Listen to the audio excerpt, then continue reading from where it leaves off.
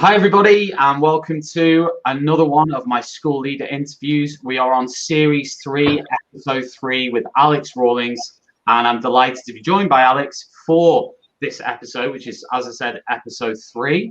All of my previous episodes are available on my YouTube channel at Rogers History, so do hit subscribe on that and have a look at the ones I've done previous. The real aim of these is, there's a number of aims. One of them is because I quite enjoy doing them. Number 2 is because I think they have been very impactful with other people within the education community in terms of hearing from actual head teachers and school leaders in terms of how they view things, what makes them tick, what they think, and also adding that kind of human face to school leadership, which sometimes can go missing in the busyness of how things are. So that's really the aim, and you can watch back any of the interviews, as I said, afterwards. I'm going to hand over to Alex now for a very quick introduction, Alex, in terms of who you are, broadly where you are, and what you do. So I'm Alex, head teacher at Quarry Bank Primary School in Dudley. I've been here for about a year and a half now. Started in September 2019, so just right and ready, primed for the COVID outbreak. So it's been a fun year and a half, but yeah, we're getting there. I was going to say that because obviously you're a new leader, relatively new leader, and obviously you were new leader when COVID hit. So how was that? I mean, was that kind of like, I'm guessing you were just getting your feet under the desk kind of thing, and then it kind of hit? Yeah, do you know what? It's been an interesting time. We had Ofsted on the 3rd and 4th of March. And which was fun, I was really desperate for it, to be fair, because we wanted something to vindicate the work we've been doing. And we had that come, and we got from RI to good, which was fantastic. But then we haven't been able to celebrate it, which has been an absolute travesty, because on the 23rd, something like that, schools then closed. So it's been an adjustment, huge adjustment for everybody. What's nice though, with me being in as a new school leader, is that all of a sudden everybody's on a level pegging. No head has ever had to do this before. So we're all as much as there's folk with more experience in headship, we're all on a sort of level pegging in terms of having to respond to this sort of thing. So it's certainly brought our school community together and our sort of local heads together, which has been great. In terms of you becoming a new head, and there's a lot been written about kind of imposter syndrome and people feeling as though they're not ready or that they're not good enough and so on. What do you think was the thing for you when you went into the position of head that really kind of, I wouldn't call it a weakness, but something in your head where you were going, I'm not sure I can do this. What was that at that time? Was there something? I think I was 32 when I started looking for headships, and I got one at, I think I just turned 33 around that time. So I was still pretty young, still young now, I suppose. I think at that point, I'd been a deputy for about 5 years already in a pretty tough school. I've managed to learn from a lot of different people, other heads and other senior leaders, which has helped an awful lot. I still feel it now, to be fair. I still think I walk into a room and think, especially when I go to the big heads meeting where we could do that, and I think, right, people are probably thinking he's a bit young, and I've still got that, and I can't imagine that disappearing, because I think until you've got that absolute 100% confidence in your own ability to lead, you know it all and all the rest of it, you're still gonna have that element of, right, crikey, everybody's looking at me here, but then I'm surrounded by people here who are far more experienced than me, which has been absolutely brilliant, because the SLT here, they were here for about, I think, 10 years as an SLT before I arrived, and I've come in as head and inherited that group of SLT, and they've just got so much to give. So yeah, it's been a good pairing. So where and especially my chair of governors, she's an ex-head, and she's been absolutely brilliant, because she, things like finance, I'm there mithering her about the pennies, and she's saying, no, just deal with the big numbers, deal with the pounds, not the pennies. And it's just that, where I've got that element of doubt, I'm grounded by other people, which has been fab for me. Brilliant. That's nice, because that gives us a bit of context, being, a newish leader. You mentioned the age thing. I mean, I don't know if you saw my interview with Tom Haig, but Tom, obviously, he's kind of younger than me, head principal of a secondary academy. So I think he was saying a similar thing. So it kind of chimed with that. our questions, we've got some kind of, you can feel free to answer these on a personal level or a professional level or a bit of both. First question is, what do you grab first thing in the morning? That choice is made for me. I have to grab my son because he comes in and wakes me up. He comes in normally any time between 6 and 6:30, saying, "Daddy, it's wakey time now. It's morning." So then I have to grab him to give him a cuddle and then push him back to his room. So it's him. On a regular day, I suppose it's my phone, because everybody lives through the phone, and I'm terrible. I need to turn it off a little bit. But yeah, that's the go-to, I suppose. You got a nice message here from JP Hawkins. Don't know if you know who he is, but he's saying you're an inspiration already, and all you said is your son wakes you up in the morning. So yeah, and then I pushed him. So but James is great. So yeah, that's nice of him.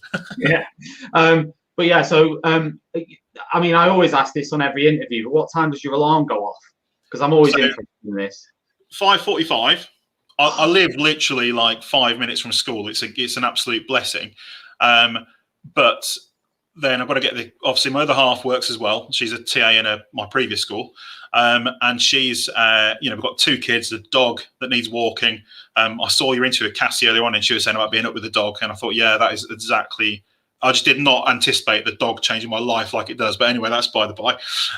So yeah, 5:45, snooze for 15 minutes or so before I get kicked out of bed, and then get cracking. Yeah, cool. And I mean, how far is the commute it's only 5 minutes down the road. Right, that's handy. Yeah. That's early to get up that for around the corner school. Yeah, I mean, 45 alarm. Yeah, I just get into the habit, and the dog starts like waking up about 6:15, 6:30ish. So then, and she's downstairs and needs a walk, so I can't really change that. That's my own doing. That's fair. What do you? I mean, I've asked this. This kind of goes a bit random, but who has been your biggest inspiration in life up to now? It could be leadership. It could just be in general. I think. I mean, this is a bit of a cliche, but probably my parents. Honestly, my mum passed away a couple of years ago, and she was just such a compassionate person. Like, no matter how wronged she felt about something, she was always kind about it. Had that consideration. And my dad really has just been an absolute grafter from day one. He had a dairy farm. Then he owned his own haulage company, and he just worked non-stop. So for me personally, it'll be my parents really. They've been great. And I think professionally, I mean, it's great to see so many brilliant people on Twitter all the time, and that's quite routinely inspiring. You think, look at another school, and you think, wow, I could be doing that. But I think it's really probably the people I've worked alongside, other heads I've worked under for the past few years. Yeah. And it's not even like every head and every member of staff, everybody's got their own sort of failings, haven't they? In the same way I have. But I think when I talked about being a young head, I've wanted to be a head since I was either going to be a bank manager or a head teacher when I was in year 4. I decided. No, you didn't. That's a lie. Surely not. Yeah, bank manager, head teacher. You wanted to be a head teacher? Yeah. I loved primary school. I absolutely loved primary school, which is why I think I'm here now. I remember Mrs. Proctor was a teacher, and we're talking about jobs or whatever else you want to do when you're older, and it was bank manager because I wanted money, or a head teacher. So I think coming into teaching as a trainee, I've always had in my mind that I do want to be a head teacher, but I want to be ready to be a head teacher. So where I've been working under previous heads, I've sort of been studying them as well, in the same sense, with a view that I would have done that differently, or I would have perhaps done this, or that was a great decision, I wouldn't have thought of that. So that's been there's when I was in NQT, Alison, she was really kind. Paul Longdon, who was head in Dudley for a while as well, everything was strategic with him, but with the children at the fore. And I think more recently, my previous head, Cam, she was, again, that level of compassion really. When my mum was really ill, she just gave me a day off to take her to Wimbledon to go and watch the tennis with her, to make a memory. Do you know what I mean? It's that level of compassion that you won't forget, that you think, do you know what? I'll do that for somebody as well. So it's a few people. Top gesture, that, isn't it? Yeah, it really is. It really is. Yeah, that's cool. Right, good answer that. So what do you think it is that people notice about you? Do you know what? I hated this question, thinking of this, because every sort of suggestion, it like brings me to my own insecurities. so I was trying to think of something pretty generic, but no, honestly, I am. Like I said before, I think it was just.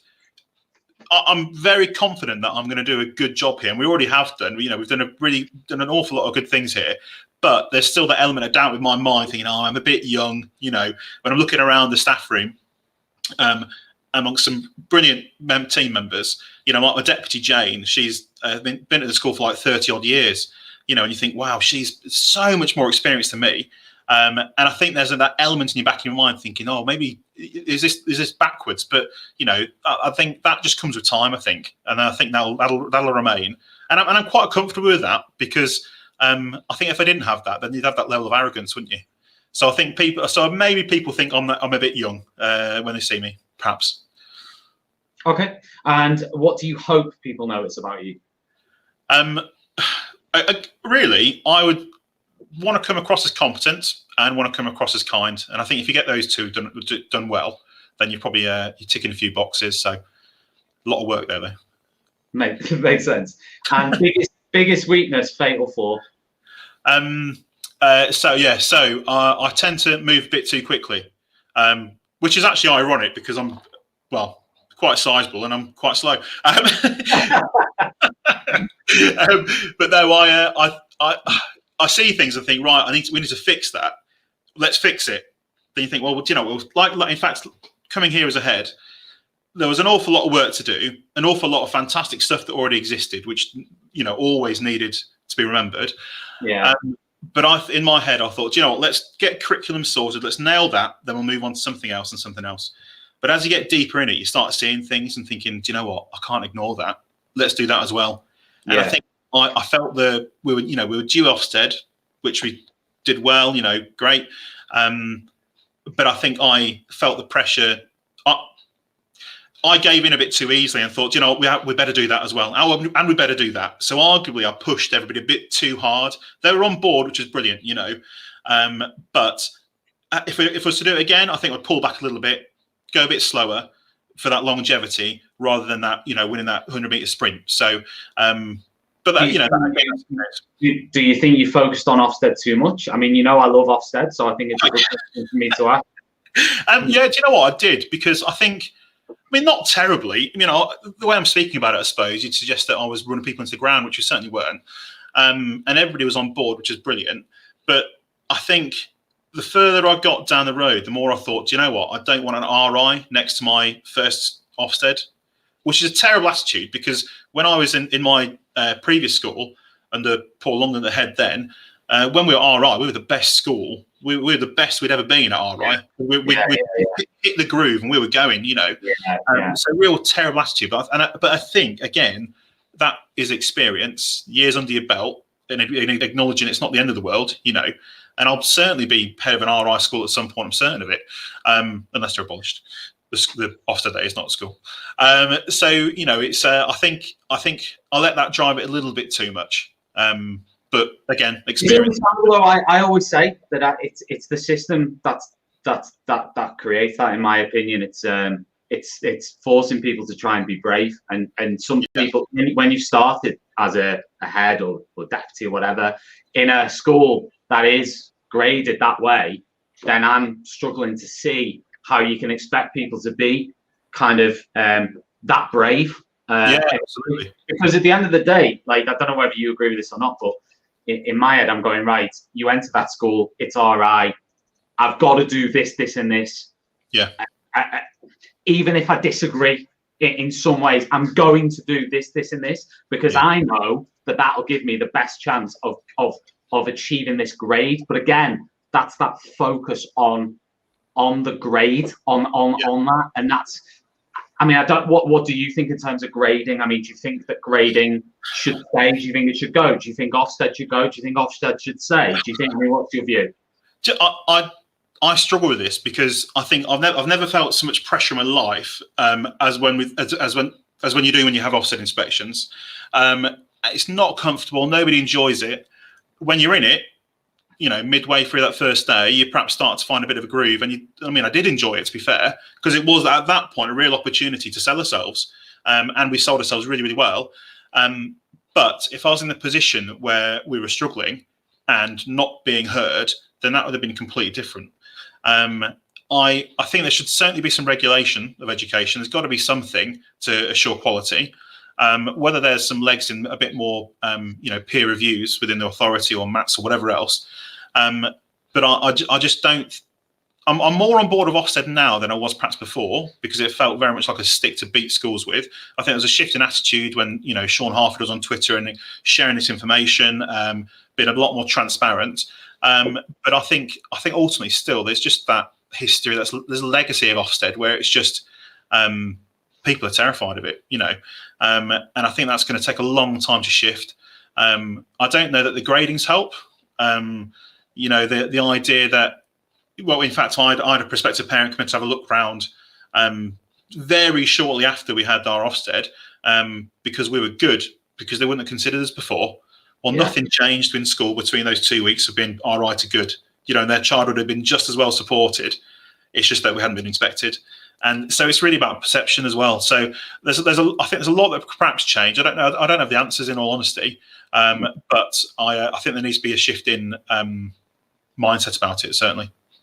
Yeah, my first step personally is to remove the grades. I think it's too high stakes, and I think it it just forces people into bad decisions. Good people into bad decisions. Yeah. People who actually are good, and they just make bad decisions because they're so much under pressure, and it's so high stakes that they just feel, I've got to make this decision now. They don't think about it, and they just go with what other people say, or they go with what they think, and they see something and they go, yeah. And it's understandable in my head, though. I'm sympathetic to that. I'm not like, oh, why are you doing that? It's because it's so high stakes. So I don't see, that's how I see it anyway. What's your biggest, so we said about weaknesses, so it's only fair to say, what's your biggest strength? Maybe this is a bit aspirational, but I would like to think that my big strength is building relationships with people. I've always been quite a people person. I've always managed to get on well with all the staff in whatever school I worked in. I say two, this one of my previous. And I think building those relationships with the parents as well has been a bit of a strength. And I think every leader's got to have that. They've got to actually all really, really want to have those relationships, because you lean on each other so much in the school year. You need to have that to be authentic as well, rather than just false in a sense. I don't think I appreciated how much community support really moved schools on. We're lucky now that we've got that, and the lockdown period, we've sort of gained that momentum as well through a few things we've been doing, and that's really helped us massively. And I know that's going to be able to, we've earned a lot of credit now, so that when we come back in, parents are more willing to accept change, or they're more confident in what we're doing and trust what we're doing. So that's been a bit of a strength, thankfully, and I hope that sort of stays with me. What's been, interestingly enough, talking about the lockdown period, and again, you can answer what you can, but what's been your view on kind of recorded lessons / live lessons? How have you dealt with that? What's been your view on it? Well, I would have been annoyed if I'd have had something forced upon me. I think if somebody had said you have to do your live, then I'd have been a bit peeved, because I think it's got to be context driven. If we were, where we are now, we've got some parents, got a lot of parents who work, got a lot of parents who don't work. So the idea of just pitching it 100% live, it wouldn't have worked for our community. So we've done some asynchronatic and some synchronous. So we've had synchronous. So we've had live and pre-recorded, a bit of a mix, and that's really helped people. But there are schools that have gone 100% live, but that's maybe right for them. So what I struggle with is folk like Gavin Williamson trying to apply a blanket strategy across the board, saying live is best, when actually it wouldn't suit some communities. I think you just got to be happy that you strike the balance for your school community. Yeah, that makes perfect sense. You got another positive comment in the chat there. Okay. Somebody said your biggest strength is actually that you're a genuinely good guy and you'll do anything for anyone. And the proof of that is you did this interview when I asked you. There you go. Paid, isn't it? Say again? Paid, isn't it? Yeah, I'm pretending I can't hear you, so it's fine. What's the one personality trait that you don't have time for? I don't have time for drama. Well, I say I don't. Everybody's got their own truths with different things, haven't they? You know, but what I struggle with is drama for drama's sake. So if somebody's nicked your stapler and there's a big hoo-ha in a staff room, I struggle to get involved in that. Hang on a minute. I think that's valid. If someone steals like your cake or whatever in the staff room like that, well, cake's very different from your classroom. Well, yeah, okay, yeah. People get quite possessive about things, rightly so. To be fair, I just can't.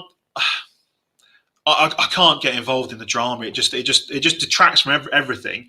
You better leave Twitter then, Alex. Pretty quick. Oh yeah. Do you know what? You talk about fatal flaws. I waded in early on in Twitter. I waded in on a couple of things. Oh my god, I wish I hadn't bothered. So I sort of stay out of it a little bit now, ish. I certainly stay out of the fray. Not like you.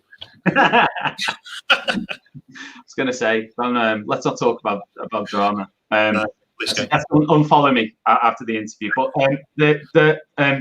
being nice or being fair, which do you think would be your preference there?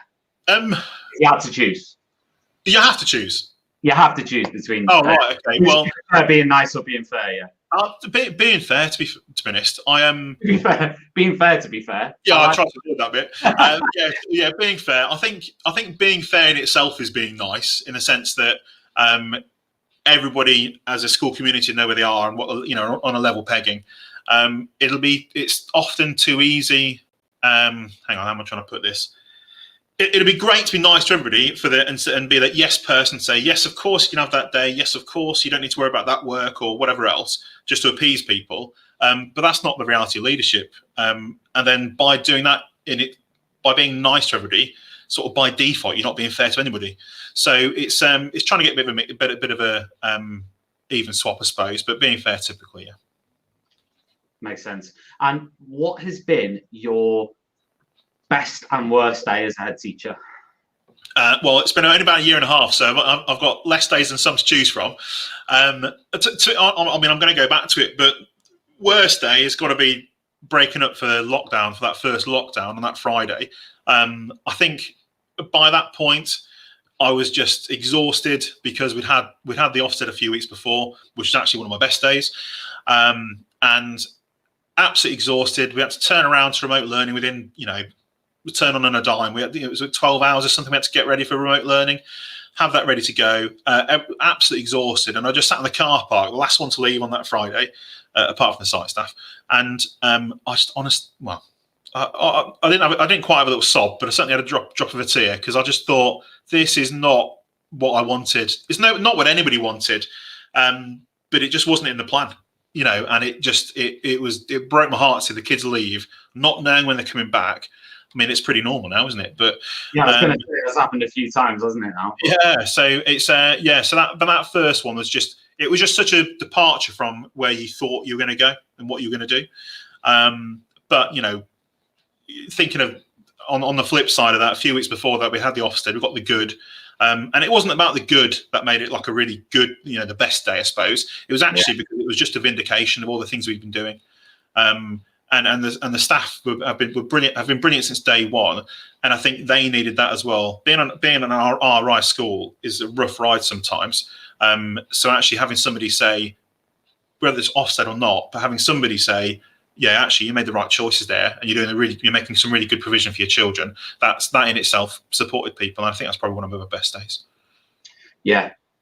Cool. And what do you where do you think? I mean, this is a good question for yourself, really. Where do you think that new leaders go wrong? Well, I could say where I've gone wrong a little bit. I think, like I said before, a bit too fast, too soon can sometimes be a bit of a flaw, especially when potentially when you're less experienced like me, when you think you've got something to prove, which is a flaw in itself, isn't it? So too fast, too soon. And I think sometimes ego sometimes gets in the way with it for leaders. it's tricky because you want to be able, when you're the sitting in the big chair, you're the head teacher, you want to be able to lead your staff, but sometimes you don't realise that leading is actually sometimes letting them lead. Things like the remote education or remote learning work we've been doing, a lot of that is actually come from the teachers, and I've sort of taken a step back.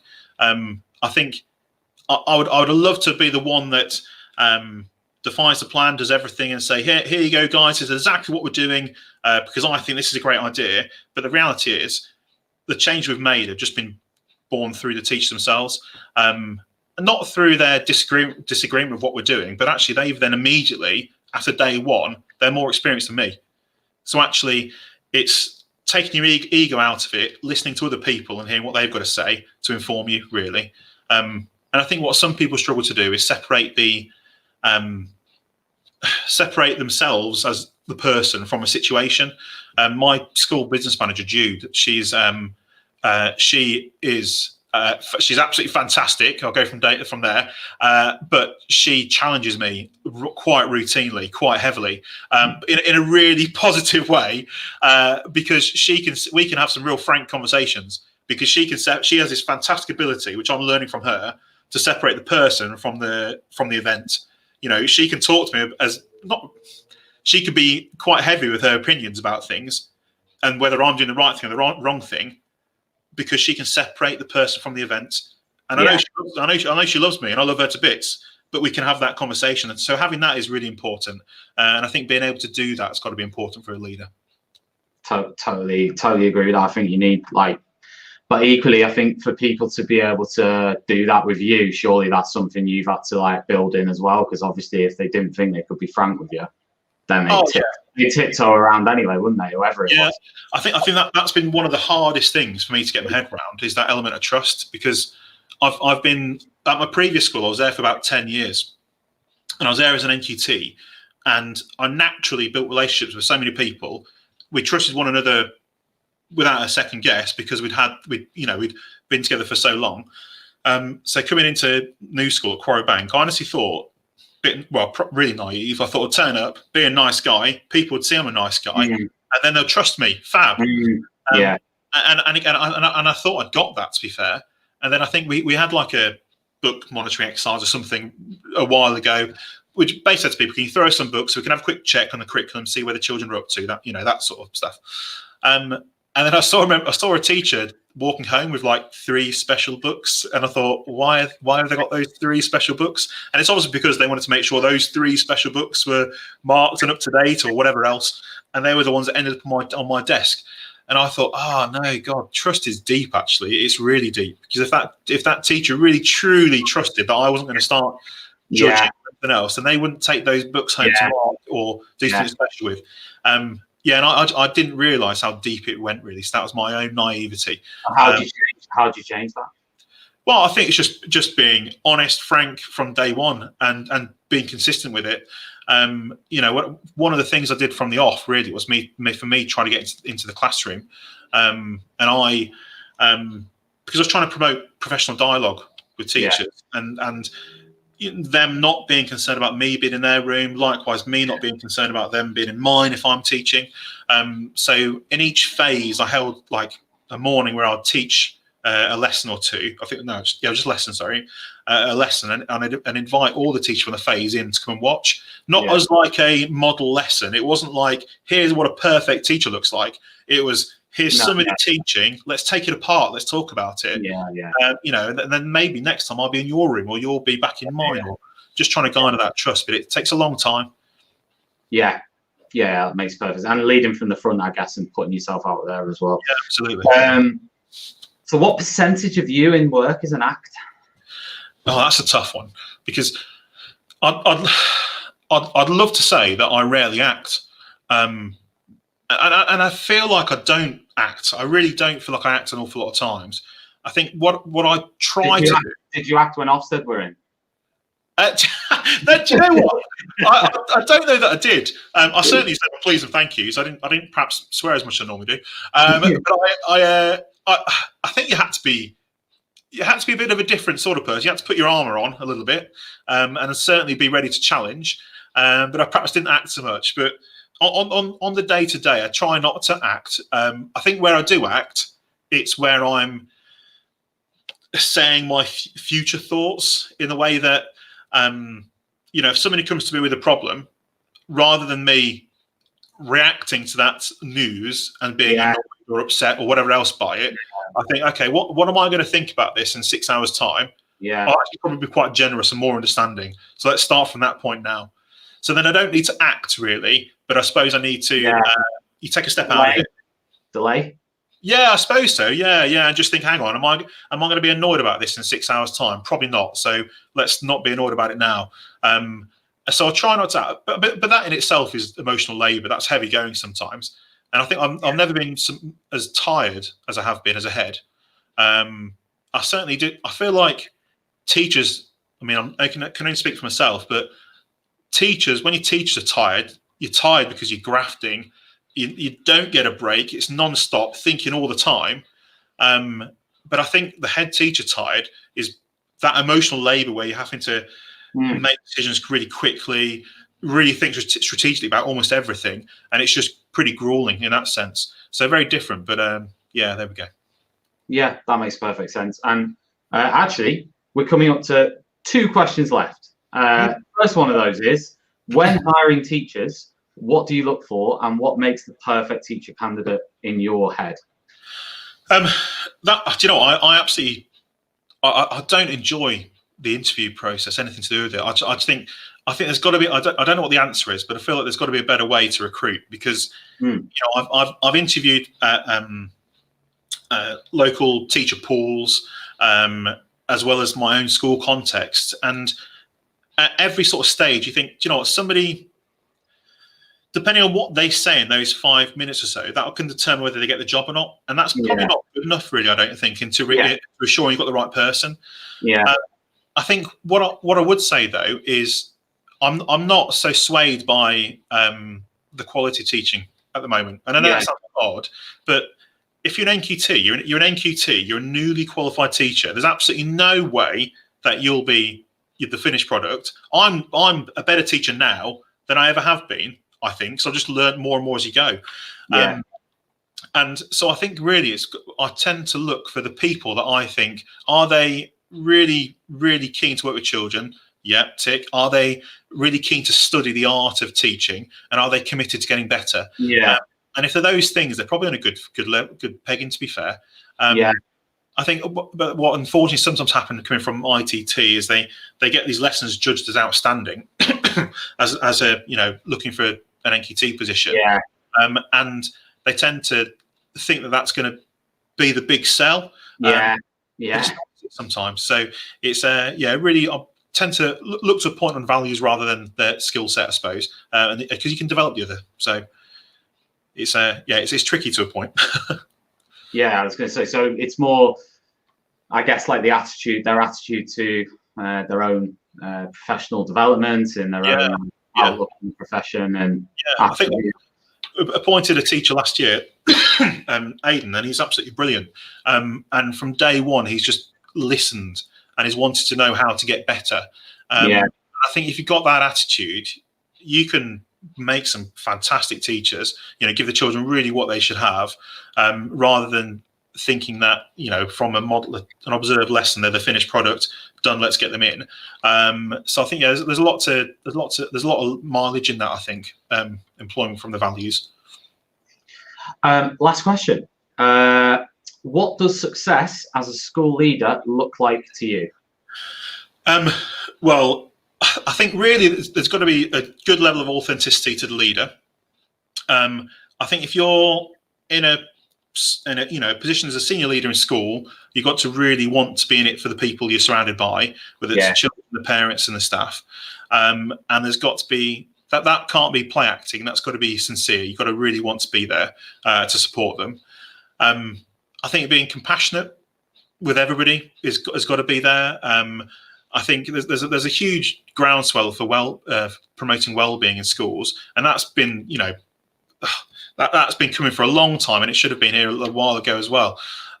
So I think really really deeply thinking about your staff, what they need, what the children need, and being generous with your thoughts and your actions is really key, and that builds that trust again, doesn't it? It builds that level of teamwork. I think you've got to lead from the front, but you've also got to lead from the back. You got to let people. I mean, and that's something I'm working on. I tend to hold things quite tight. I need to release that a little bit more. And that's nothing to do with the staff here. They're absolutely brilliant. They've some more experience than me, and it's about me giving them the opportunity to do that rather than feeling like I need to lead the way all the time. And I think walking the talk. So one of the things that worried me about not coming on here as such, because I'm more than happy to be here, but I thought one of the things that would upset me the most is if I said something on here, for example, or on Twitter or on anything else that I actually truly didn't do in school. So you got to walk the talk. You got to actually, if I want teachers to get better at something, because we've decided unilaterally that it's something we need to work on, then I've got to perhaps do a bit of that as well. And that's got to sing true for the school. Well, I don't think that's the thing it's like this idea that a head needs to be a superhero when they don't need to be. I mean, in my opinion, it's like, for me, I don't really, I'm not going to use the word I don't care, but if someone I'm working for, working as a leader under says, well, listen, I messed that up, I didn't get that right, or I'm not very good at that, or I've asked so-and-so to do that because I can't really do it.